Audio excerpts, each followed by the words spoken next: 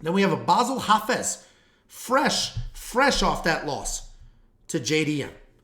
And he is taking on Preston Parsons. Preston Parsons is a very slick grappler. He has 9 submissions in 10 wins. He's a BJJ black belt who moves forward aggressively, throwing big shots to set up takedowns. While he is a dangerous grappler, he can be a bit clueless when he can't get the grappling going.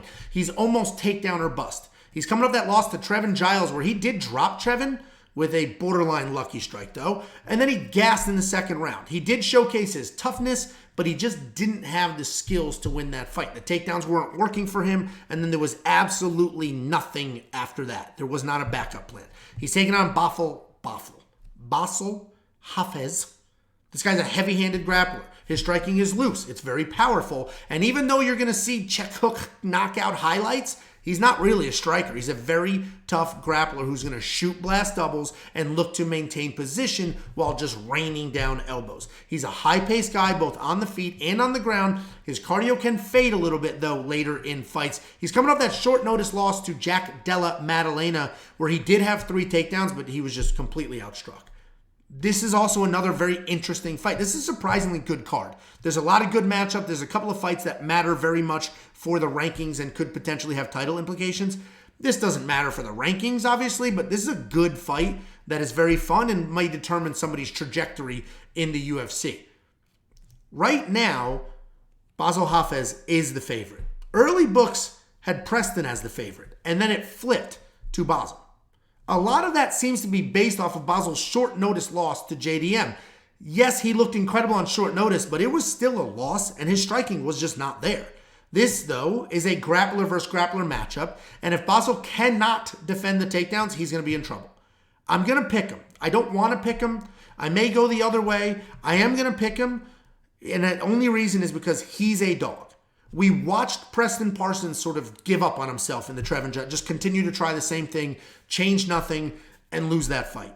Bassil will, no matter what you're doing to that guy, he's going to come forward and try to make something happen. He will strike. He will shoot takedowns. And if he's not as skilled as the other person, he'll lose the fight. In this fight, it's going to come down to his takedown defense. His takedown defense is not great.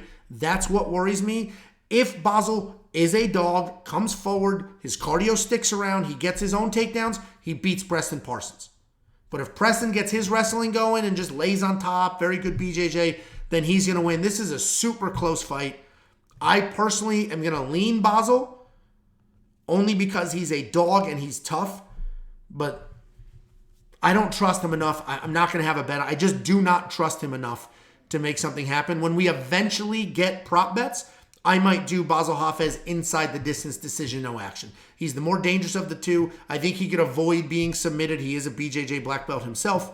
But for now, we're just going to sit and chill and see what happens when those props drop. Before you go, let me give you $50. Anybody who goes to WeWantPicks.com/bets and signs up with any one of our affiliate partners gets $50 as a thank you. Use the link, sign up, make a deposit. We send you $50 as a thank you. And don't forget to subscribe to this channel and comment on a giveaway video. We are giving away $1,000. The only thing you need to do is subscribe to 2 YouTube channels and comment on a video, and you can win $1,000. All the links to do that are below.